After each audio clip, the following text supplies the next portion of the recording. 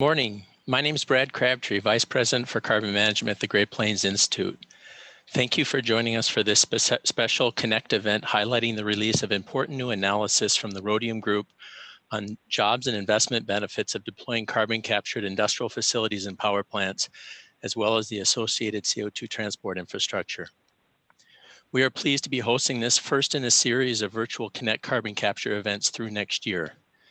We regret having to cancel this year's in-person Connect event due to COVID, but we're really glad to have you with us today for this online session.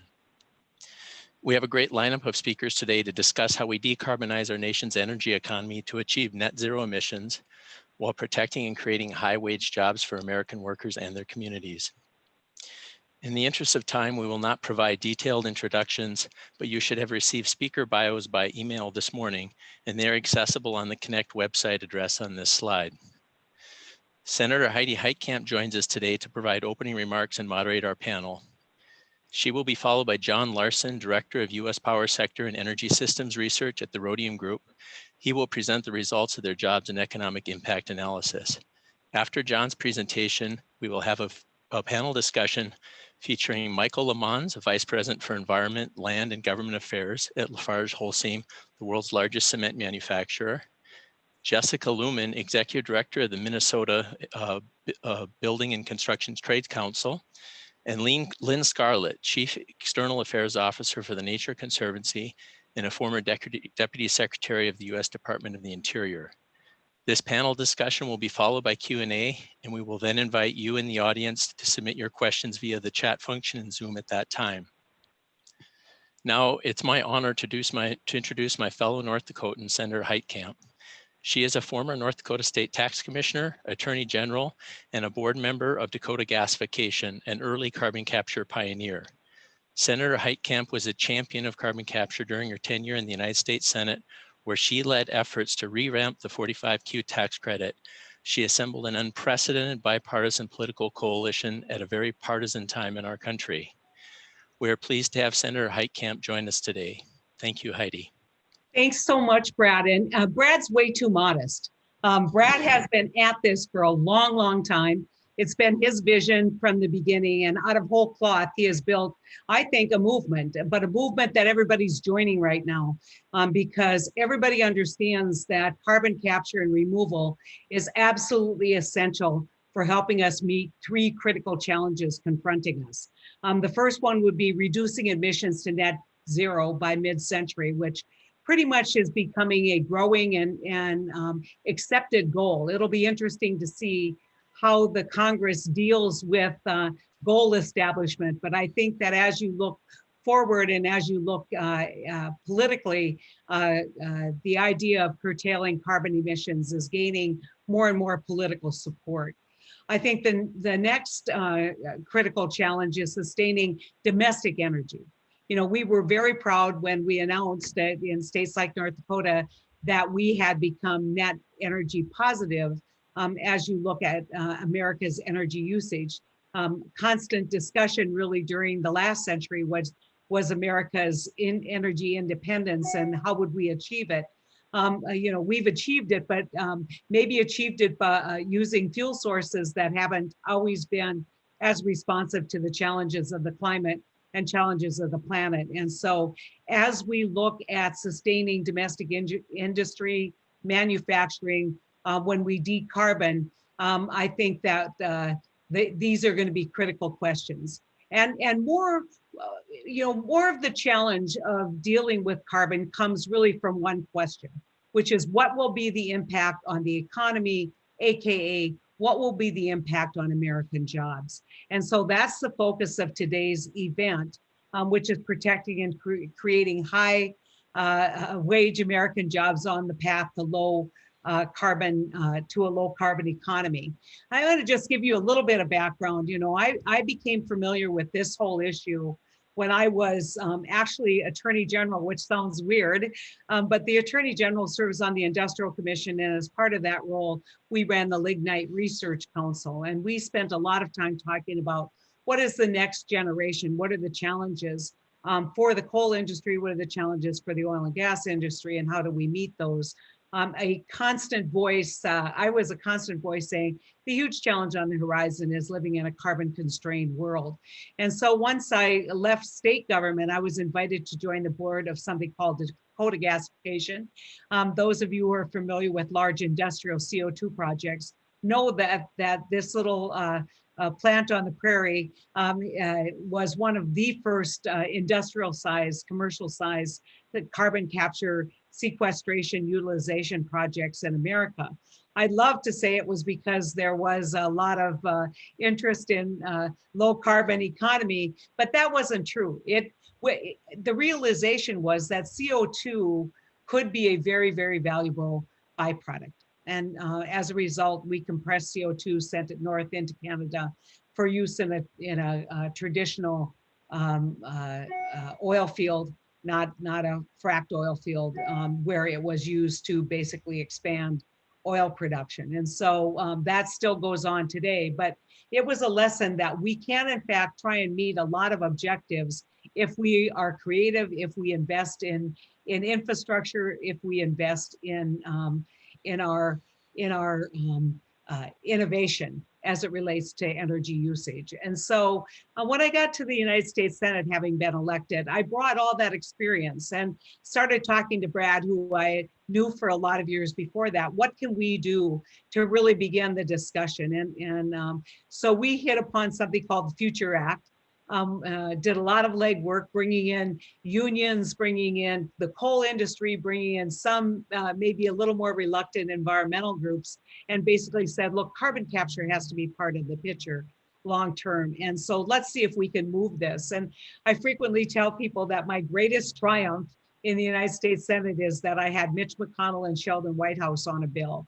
And because of the vision of Sheldon Whitehouse and John Barrasso, really two bookends in this debate, John supporting the coal industry and Sheldon being very concerned about what's happening with climate, we were able to introduce that bill, get a lot of support.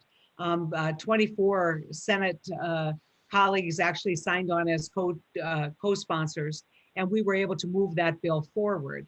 And so when you look at the Future Act and you look at kind of the placeholder that the Future Act was, we said over and over again, this is not the end all and be all.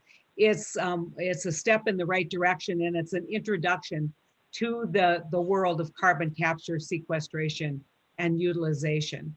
Now, I will tell you, as we move forward, there is a very high priority in the new administration, which will be established today by the Electoral College, the new administration to basically immediately begin to work on climate as a major existential threat. COVID and climate, I like to say, COVID with the surmountable economic challenges, and climate with the surmountable but not insurmountable economic challenges will be the two highest priorities, I believe. So regardless of what happens with the Georgia runoffs in January, I think we can anticipate that carbon capture will need to be a discussion point and be brought to the discussion to build support for any climate plan. And I also think that it's absolutely critical as we look at responding to the concerns of traditional oil or traditional energy workers, as we look at what we can do to allay their fears that this will mean that I'm out of work or at least displaced. And so that's why I'm so excited to be part of this project today, this webinar today. The job and economic impact data that's going to be released by the Rhodium Group will help us make policy cases much more effectively to Republicans and Democrats alike. The analysis finds that widespread deployment of carbon capture and transportation infrastructure will create literally tens of thousands of new jobs and help enhance our construction career industry in the United States. Plus, it will result in tens of billions of dollars of new investment. And so this impressive analysis doesn't even factor in the many more existing jobs that will be protected in our technology investments that allow existing facilities to continue to operate. And I like to remind people that as you look at jobs, they are not the way a worker, and I come from a very blue collar family. And the way you look at a job is just not, I can get a job anywhere. It's, can I get a job where I want to live? Can I get a job in my home? And this is what's so wonderful about this opportunity. We know that we don't have to displace those workers and move them miles away in many cases. We can, in fact, deploy these technologies right where they live and let them keep their workers. So on the Futures Act, when we passed the 24 or 45Q tax credit, it was a big step forward. But honestly, we need to do so much more to provide kind of a broad portfolio of federal policies for carbon capture. And that will make renewable energy, a continuing success story in our case. So we need added financial incentives that build on 45Q to deploy carbon capture access across the economy. We need low-cost financing to develop CO2 transport infrastructure and geological storage. And then we need to make sure that that actually stays in the ground. And we need to step up research and development and demonstration of new technologies.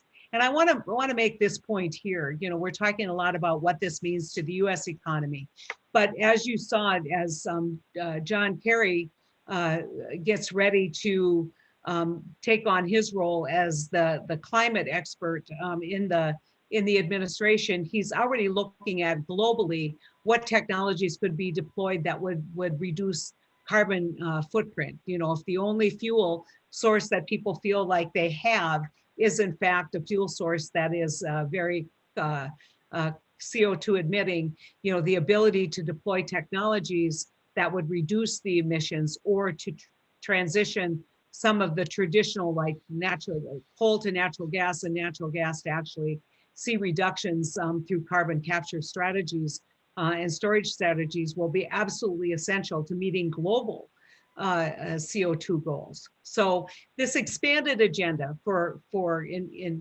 as we look at it, will decarbonize industries whose emissions have already, otherwise been difficult or impossible to manage, such as cement and steel. And when I talk about this, and I do a lot of national speaking about carbon capture, I always remind people that the immediate focus is if you get rid of every coal-fired power plant, you don't have a problem. And I'm like, that's not how this works. Carbon is emitted everywhere. And it's interesting because a lot of people say, well, we're going to go to electric vehicles. And I always say, where do you think the energy for the electrons come from? And what do you think the fuel source is right now? And how do we make redundant, reliable electricity part of our energy zero carbon future? We also need to produce low carbon fuel for the emerging hydrogen economy.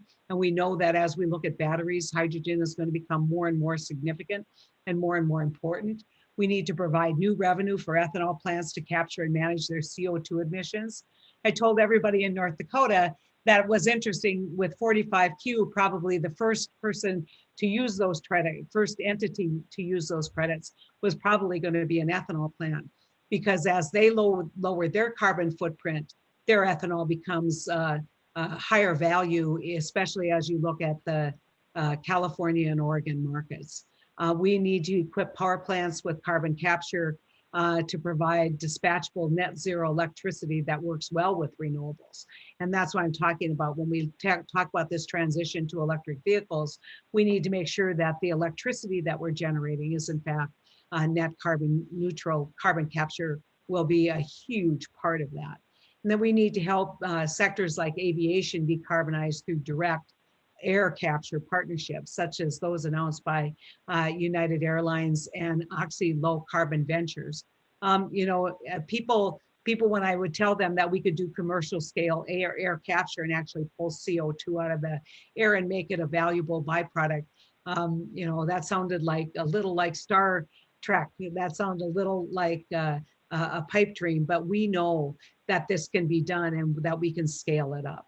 So the work of the Rhodium Group that shows deployment of carbon capture and removal to meet climate goals really goes hand in hand with a robust domestic job and investment agenda. And this analysis and events couldn't be more timely as we look at all of the work that's being done on carbon capture and really deploying carbon capture strategies as part of the overall fix. And I want to give a shout out to my friend Sheldon Whitehouse, because when we first approached Sheldon with this idea, he took a big risk because a lot of people saw this as really just nothing more than window dressing or nothing more than a facade to look like different fossil energy. The industry was in fact attacking carbon.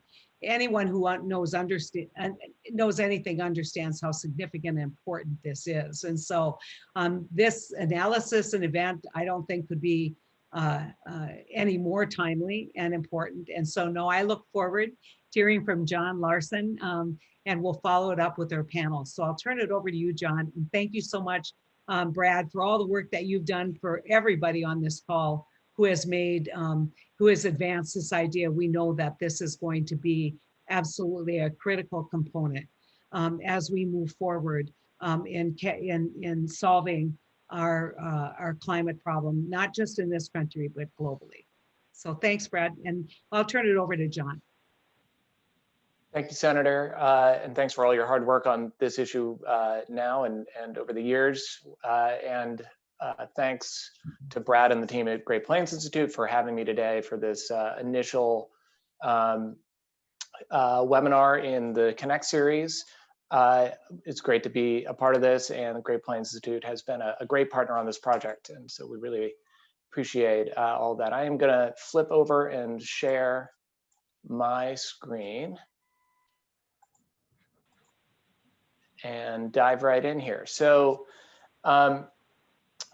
Rhodium Group was asked by the Great Plains Institute to look at the economic benefits of carbon capture technology deployment in the United States through the near and intermediate term. So the way we think about that is through 2035. We're looking at carbon capture opportunities in the industrial and electric power sector. Much of the inputs to this analysis were provided by Great Plains Institute as far as like facilities and places to focus, but all of the economic and employment impacts are Rhodium's numbers. And I am gonna move through quickly. This slide deck, I believe, will get referenced later for folks who wanna come back and look at the fine print. But for purposes of this conversation today, I'm gonna start with just a broader discussion around the work and the objectives of the study and the landscape for carbon capture technology here in the United States. And from there, I'm going to spend most of my remarks focusing on results, looking at the economic impacts across 3 key regions in the center of the country: the Rocky Mountain states, the Midwest and Northern Plains, and the Gulf Coast and Southern Plains. And then for that, we're going to take a deeper focus on just industrial sources across the continuous lower 48 states. We'll be looking at ethanol, hydrogen, refineries, cement, and steel, and then we'll wrap up with some key takeaways and then move on to our stellar panel of experts. So with that, first, you know, I think Senator Heitkamp said that, you know, a lot of work has been done and it's kind of an exciting time for carbon capture. A lot of progress has been made. There are, you know, 19 pilot demonstration commercial facilities in operation in the US today, and even more than that in various stages of development for deployment in the US. It's super exciting. I think this is the most action and activity we've seen in this space, and I think a lot of that is due to the Future Act and other efforts.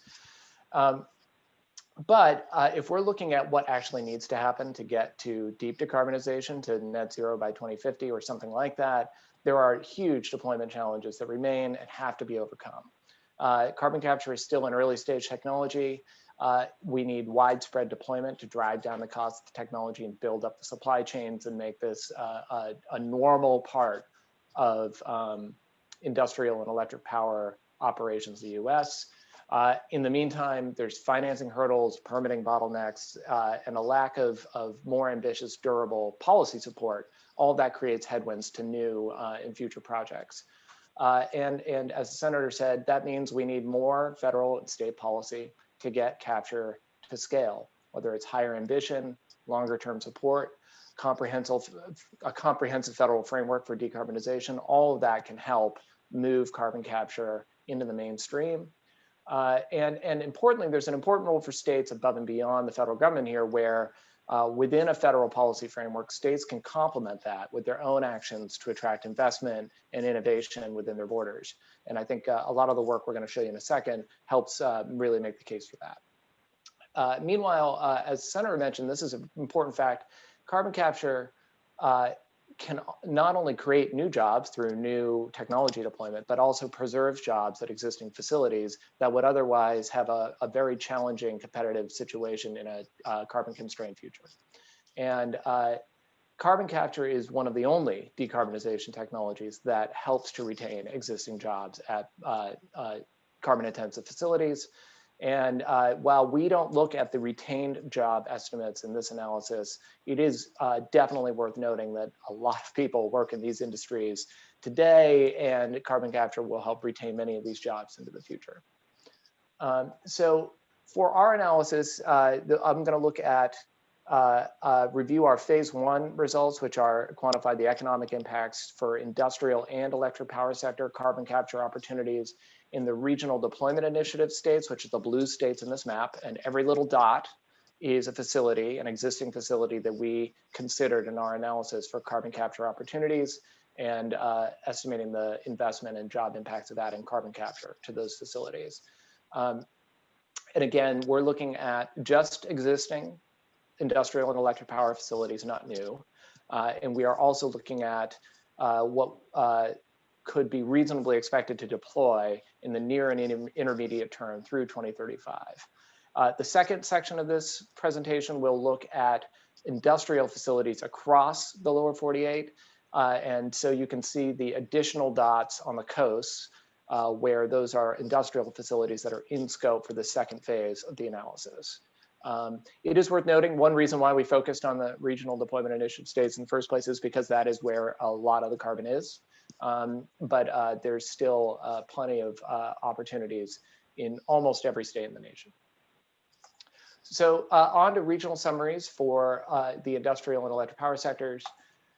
First, looking at the Rocky Mountain states, we see a variety of different carbon capture opportunities at a number of facilities.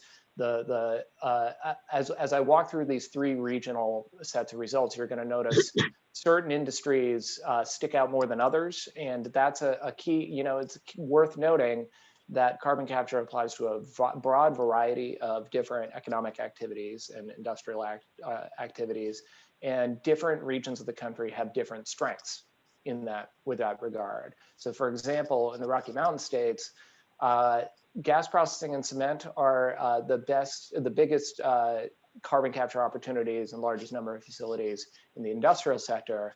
But coal power generation is by far the biggest single source of CO2 capture opportunities in this region, with 15 very large coal-fired facilities that could be equipped with carbon capture in the near and intermediate term.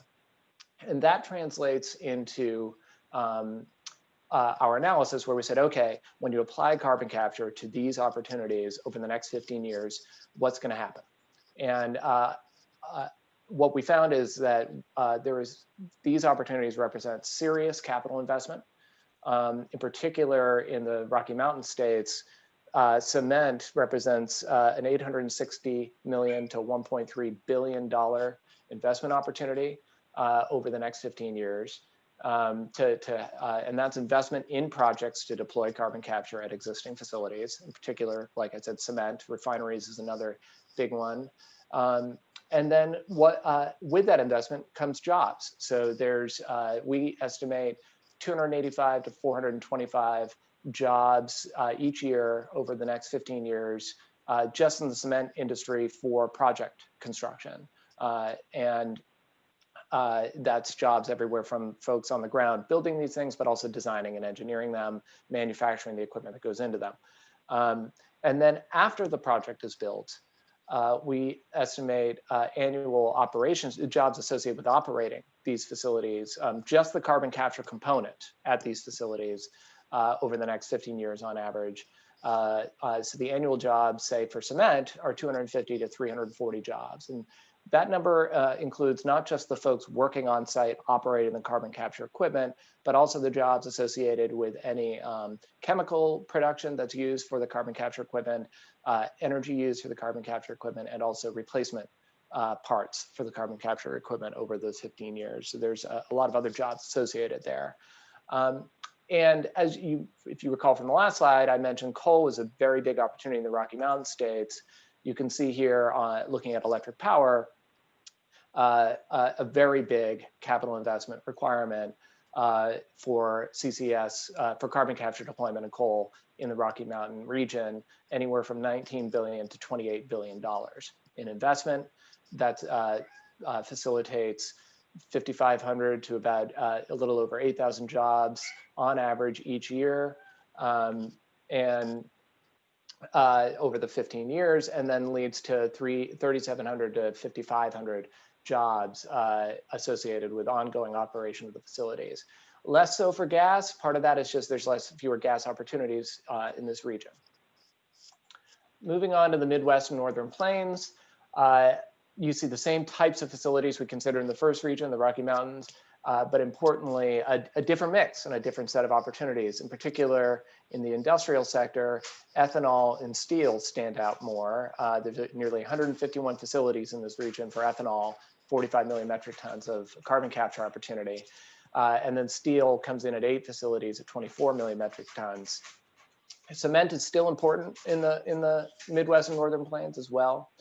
And then in the meantime, we see that carbon capture opportunities in coal plants, again, is very large in this region, and to a lesser extent in gas generation. There's 35 facilities and nearly 200 million metric tons of capture opportunities in the Northern Plains and Midwest. That translates, again, into real investment in jobs. We estimate somewhere between 2.3 and 3.4 billion in ethanol investment alone for carbon capture projects. And for steel in the Northern Plains and Midwest is 4.9 to 7.3 billion dollars over the 15 years. And that translates into real project jobs. In the case of steel, for example, 1,500 to 2,300 jobs on average each year over the next 15 years. And a serious amount of ongoing jobs, in particular at ethanol and steel facilities, and to some degree, cement. Flipping over to electric power opportunities, we estimate that coal power generation could require $43 to $64 billion in investment in the Midwest and Northern Plains over the next 15 years. And that will generate 12,000 to 18,000 jobs on average per year to operate those facilities, the carbon capture equipment, to build that carbon capture equipment, and then 7,900 to a little over 11,000 to operate and maintain that equipment over time. So again, you can see some very big numbers in some of these regions. Last region I'm going to look at is the Gulf Coast and Southern Plains. And again, a different story here. We see the biggest opportunities in the industrial sector are refineries, hydrogen, and then to some degree cement and ammonia. This is because, this is major oil production and refining region. There's a lot more carbon capture opportunities associated with those types of facilities. And then in the meantime, there's roughly similar amounts of carbon capture opportunities at coal and gas plants in this region. That translates into substantial amounts of investment, multi-billion-dollar investment in hydrogen, cement, and refineries to do carbon capture projects in this region. And then that translates into hundreds or even as much as 2,500 jobs on average per year building carbon capture refineries, and substantial amounts of jobs ongoing after that. And then in a different story here in the power sector for the Gulf Coast and Southern Plains, in that gas plays a bigger investment role for carbon capture. We've estimated 24 to 39 billion in investment compared to 17 to 25 in coal. And again, that's just the carbon capture opportunities are different. And that can translate into thousands of jobs, as many as 10,000 jobs to do the construction of gas power generation carbon capture equipment over the next 15 years, and important amount of jobs ongoing to operate those and maintain that equipment. So that covered a lot of ground. There's plenty to talk about there. Before I close, I did want to focus in on a summary of our industrial results for the full lower 48 states. You know, why focus on the industrial sector specifically? Well, Rhodium Group estimates that by no later than the late 2020s, the industrial sector is going to become the largest emitting sector in America, more than transportation, more than electric power. And so we've got to, you know, if we're going to be getting to decarbonization by 2050, we got to tackle this sector. There's lots of different ways to do it. But because of the intensity of process emissions and high temperature heat requirements inherent to the industrial sector, you're going to need some amount of carbon capture to decarbonize the sector. Our study looking at the lower 48 as a whole found 390 facilities with carbon capture retrofit opportunities across the five industries in this chart: ethanol, cement, hydrogen, refineries, and steel. And you can see the relative contribution here. When you add up all of the carbon capture opportunities, this is over 213 million metric tons of annual carbon capture. That's, I think, 15 to 20% of total industrial sector emissions today. And that's just with existing facilities. So there'd be even more carbon capture opportunities in the future at new facilities. So that's what we're talking about as far as the scale across the lower 48 in the US. And here are the sector-specific summaries for all 48 states. When you look at all of these sectors combined, it's a capital investment of 28 to 42 billion over the next 15 years, with annual jobs of 9,000 to almost 14,000 over the next 15 years, and operations jobs in the order of 8,000 to 11,000 annually. So again, you know, important multi-billion-dollar investment opportunities and a lot of jobs associated with adding this equipment and operating and maintaining it over the next 15 years. You know, just to call out some highlights across the opportunities here: ethanol across the U.S. is tops out at nearly $4 billion in investment. And then importantly, cement is even more than that at 9 to almost 14 billion in investment. And in fact, of these five industrial sectors, cement has the most capital investment opportunity associated with carbon capture. But you also see a wide variety of ranges of jobs associated with these opportunities, with, say, refineries looking at up to 4,400 jobs associated with the investment, about half that for operating. Similar story for cement, and a little less than that for steel and hydrogen. So there's a lot more opportunities here. Not all of these are a shoe-in based on current policy. Again, back at what I said at the top, and as well as Senator Heitkamp, these are just the opportunities. They're not going to get taken advantage of or pursued without additional action. And so moving on to some quick key takeaways, carbon capture is a multi-billion-dollar investment opportunity in the United States. Just in the regional deployment initiative states, all of the opportunities combined represent $132 to $200 billion in capital investment over the next 15 years. And then 28 to 42 billion across all the industrial opportunities in lower 48 states. Jobs associated with all the phase 1 RDI carbon capture opportunities on average get to 66,000 to almost 100,000 jobs. And then looking at industrial jobs across the lower 48, it's 17,000 to nearly 26,000 jobs. There are a diverse array of opportunities that allows states to play to their strengths. There's no one key standout winner in any of these areas. There's lots of different ways to explore carbon capture deployment. And that means states can take the initiative and put in place policies that are tailored to these opportunities to attract investment. You know, these investments drive real high quality, high wage jobs in a variety of different industries. And again, this is just the jobs associated with the carbon capture itself. So there's also the jobs on the ground at these existing facilities today that would remain as long as these facilities are operating.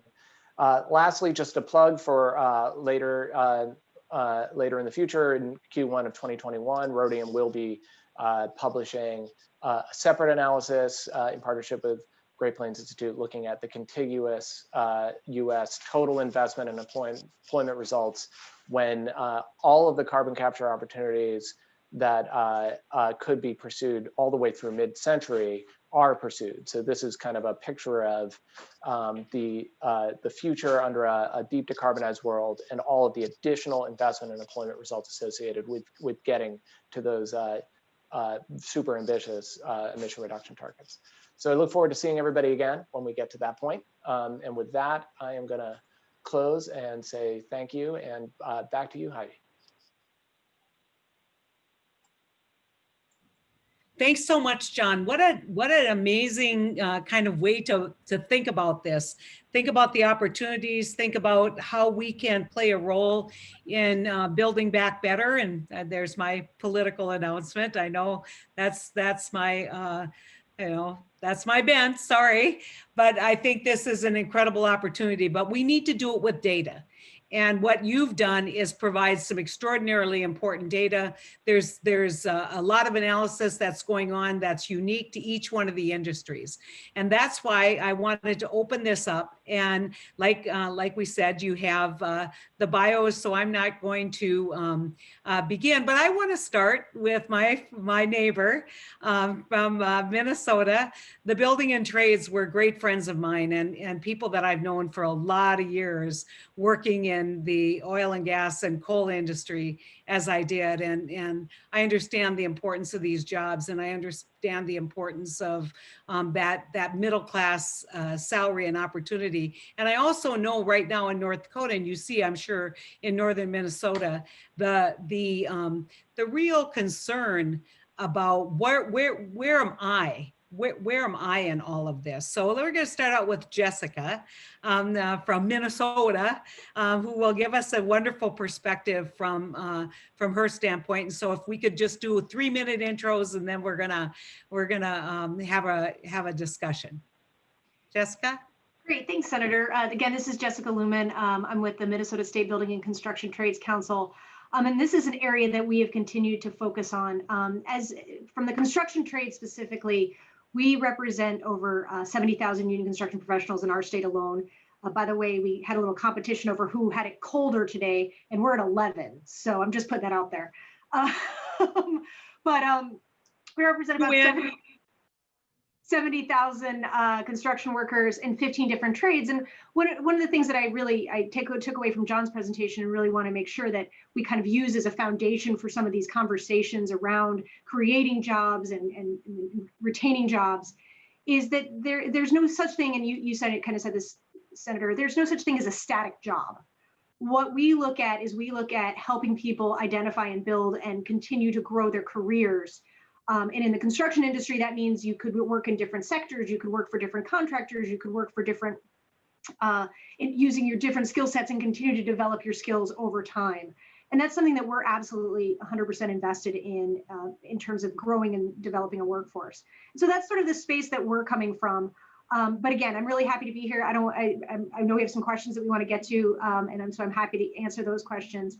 But happy to be here and looking forward to the conversation. So thank you.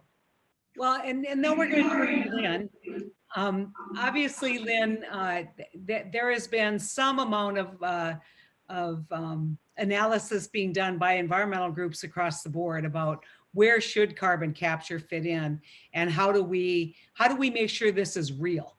And that's what I always hear is this just window dressing, or is this real? And I would point out consistently, this is real. The question is, can we afford it?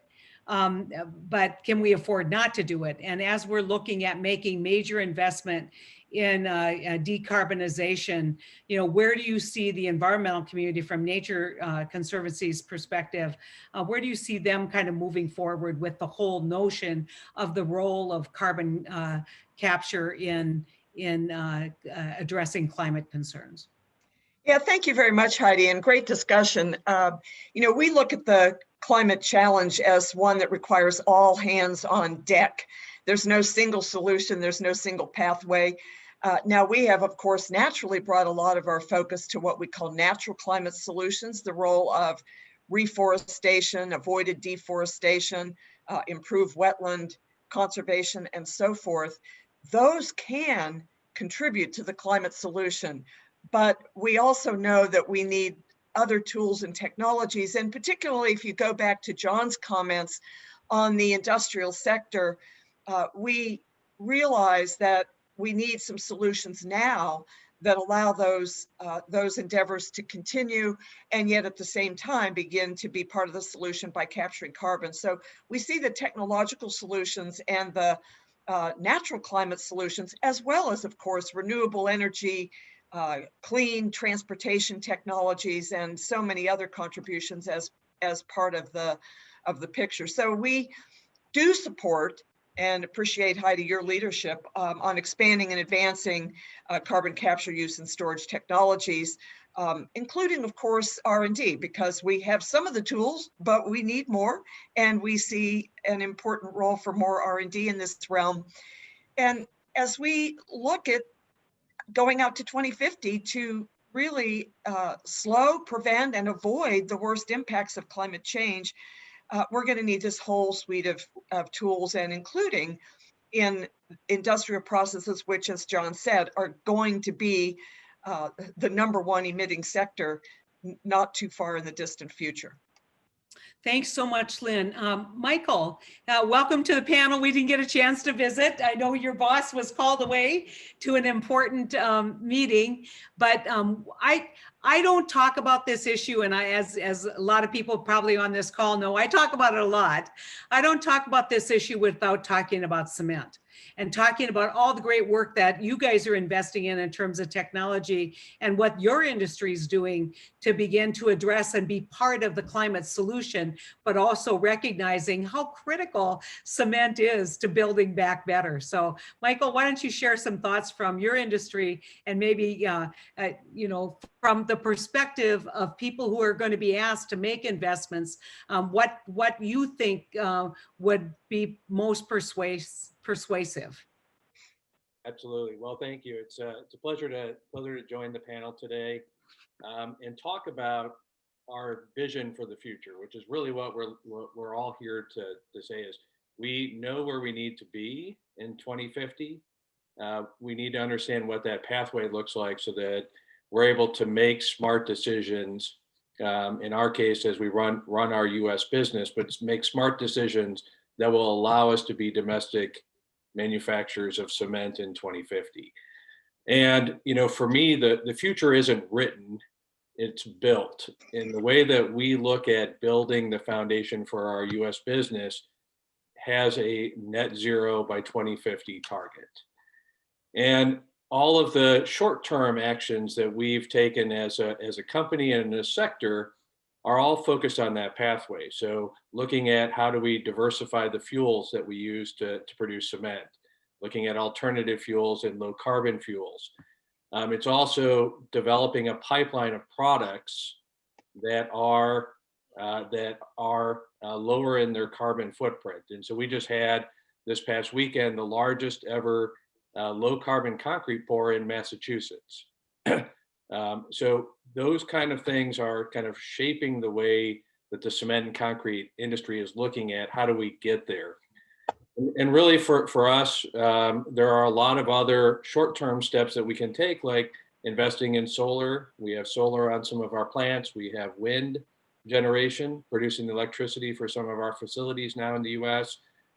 But really CCUS is going to be, carbon capture is going to be the solution that gets us to net zero. And, John's presentation focused a lot on the investment. And for us, cement is an energy intensive business. John pointed that out in the opportunities. We're also trade exposed. And so we need to be able to take a look at how do these investments occur where the trade exposure balance is worked out. And that for us is critical, because right now the return on investment for investing in carbon capture isn't there.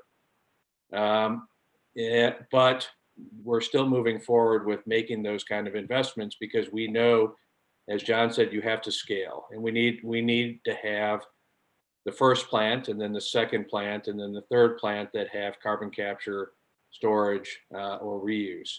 And so it's balancing kind of the need to be able to get to net zero by 2050 with the ability to preserve domestic manufacturing and understand the trade exposure risk for the cement sector.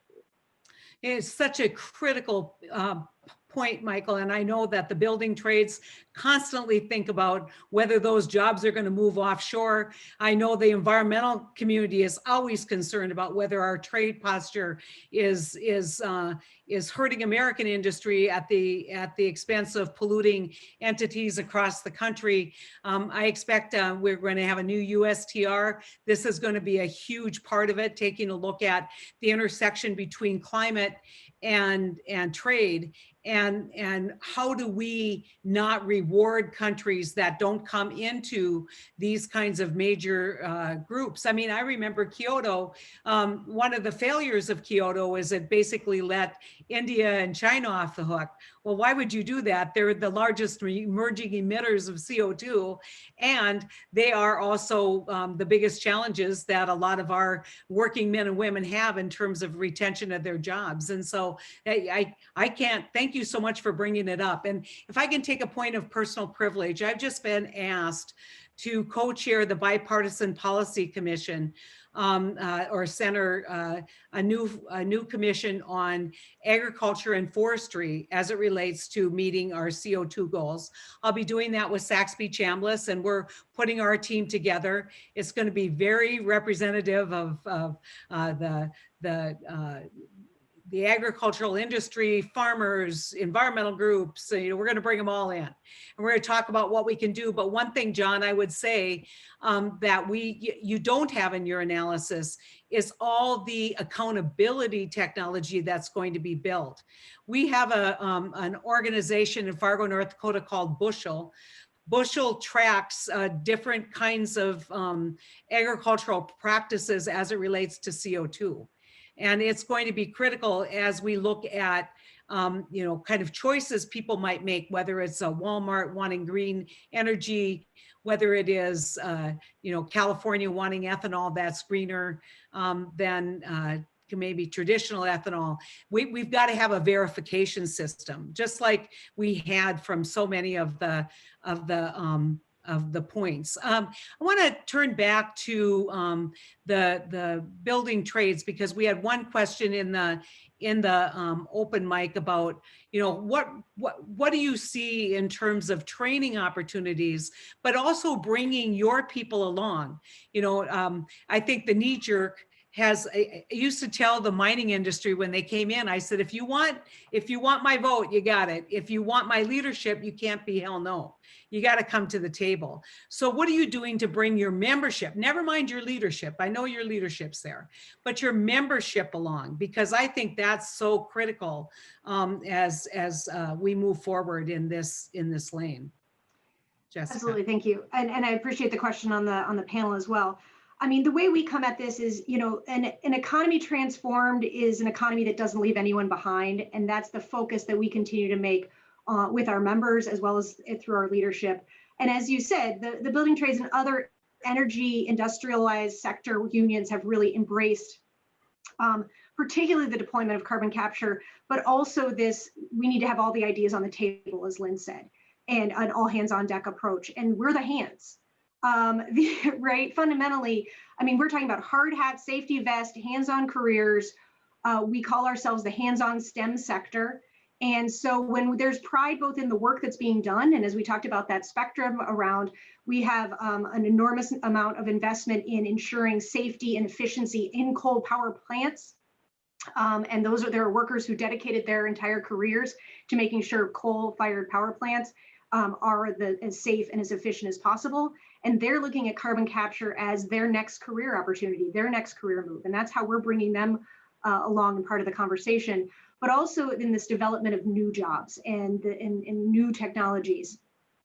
When we see this opportunity to think about the waste stream and how not just what we're building today, but also the outcomes of what we're building. When we think about the waste stream, we think about those as job multipliers and new opportunities for new workers.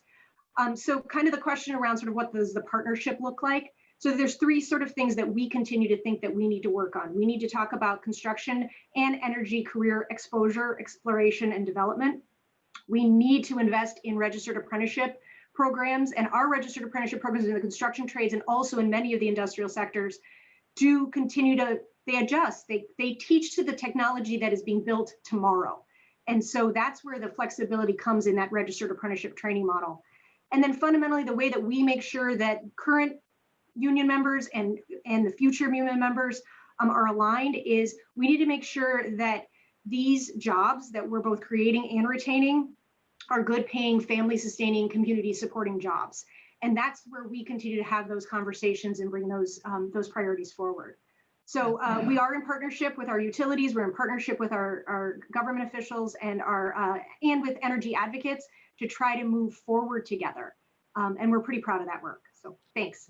You can see it in states like North Dakota, where there's a big challenge right now in siting renewable energy in places where coal is still pretty significant economically, and the need to have a broader conversation. We've got two questions. We're going to close out in a few minutes here, and I'm going to toss one to Lynn and one to Michael. The first one, Lynn, there's a series of questions about environmental justice and how this movement for CCUS fits in the environmental justice. And Michael, question about steel. We can't talk about carbon capture without steel. How unique are these technologies that are being deployed industrially? Are they translatable to other industrial processes? So we're going to start out with Lynn, closing out with an analysis of economic justice, and then Michael, we'll turn to you to talk about technologies and whether they're deployable across the board. Yeah, thank you, Heidi. I'll try to be short in the time before us. So. You get the tough one, Lynn. You get the tough one. So, we've talked about net zero and how critical that is, but so too is equity and justice and equitable transitions and opportunities for our entire workforce. And so without a plan for workers, we could see it very difficult to advance many of the policies and many of the practices we need for that net zero. We heard Michael say they're committed to net zero, but they can't get all the way there without CCUS. So we see that as important. And for us, on the equity standpoint, that really means two things. One, it means we need those tools so that there are opportunities for our workers to continue to engage in their steel and cement and other workplaces. But they also need a place at the table. They need to be part of the solution set, part of the dialogue. And we need to recognize that carbon capture is not the only element that's important. So yes, carbon captures carbon, but we find in our interaction with environmental justice communities that they are as concerned about traditional criteria air pollutants. And so as part of the CCUS conversation and as part of our technological efforts and our policies looking forward, we need to look at the whole picture and also be addressing those other needs. Environmental justice, yes, it's about jobs, but it's also about health. And that means broadening even further what we're looking at as part of the solutions. Yeah, I just want to, my early work at EPA back before Superfund, it tells you how old I am, before Superfund was even passed, what you saw were these very, very dangerous Superfund sites were always in low income communities. Gated communities did not build on top of Superfund site. And so once again, these are all issues that need to be addressed, and we have to have that level of awareness and participation from people who have seen long-term consequences of a failure to address economic and environmental justice. So Michael, you get the last question, which is deployable technologies. How what can we learn from cement that can be used in coal or be used in steel emissions? No, absolutely. It's a great question because, you know, if I can answer it in a number of different ways, but the first way I'll do it is how many CCUS units are on a cement plant in the world today? It is 0. And so we're starting really from ground zero, and we have a number of Lafargeholcim, we have a number of pilot projects around the world. In those pilot projects, and I'm going to talk a little bit about the one in the US, but those pilot projects are going to result in the first CCUS unit. And in the US, what we've done is we've partnered with a technology provider, Savante, and we've partnered with Total and Oxy Low Carbon Ventures because we need their expertise in how to reuse the carbon once we capture it. You know, which is as important as capturing. It's important to capture it, and it's important to have a use.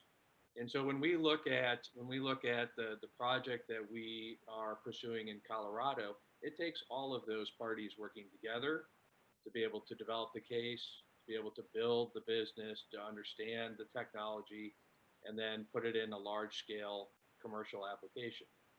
And probably our most important partner is the U.S. federal government, to be honest, because as I said before, there is not the return on investment to be able to make these standalone investments that John highlighted in his report. And you know, the DOE has a role. You know, they've helped us be able to move that from an idea to an engineering study, but it's going to take continued investment and cooperation by the federal government to be able to make that a reality. And our goal is to make the project that we've announced in Colorado, the first CCUS unit on a cement plant, and we're going to learn a ton as we go through that is transferable to all of the other sectors that John talked about. So I think there's a lot, and we're learning from the power sector as well, you know, which is a little bit ahead of it, but everyone's industrial gas stream is different. So it takes a different technology and a different approach, but a lot of commonality across the use of the technology and then the eventual end use or storage of the CO2. Thanks so much, Michael. And if I can just add, you know, conservation and using low carbon energy sources as inputs are universal.